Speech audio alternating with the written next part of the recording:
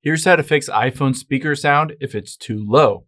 Now let's head into settings, scroll down, tap on accessibility, and then scroll down to touch. From here at the very bottom, we're going to choose call routing, and you want to switch this to automatic instead of Bluetooth or speaker. Now let's go back out of here, and from the accessibility, we'll scroll down to hearing devices and make sure hearing aid compatibility is turned off unless you do have a hearing aid turned on.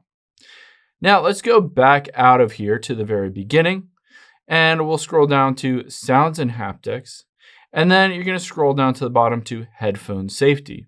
Make sure reduce loud sounds is either turned off or you can turn this up because it could be limiting the sound on your iPhone.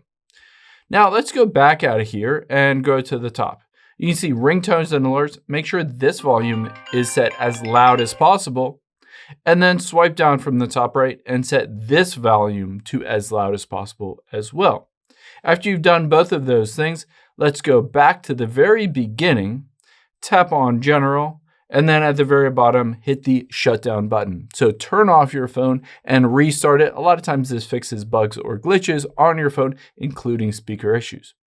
After you've done that, let's check to see if there's a physical obstruction. So maybe take the case or screen protector off of your phone if the speaker at the very top or the bottom is all gunked up. Maybe get a little toothpick, clean it out, take the screen off, and see if your speaker volume is better at that point. If it's still not good, just take it to Apple. They'll plug it in, run some diagnostics. Maybe there's a physical issue with the speakers themselves and need to be replaced.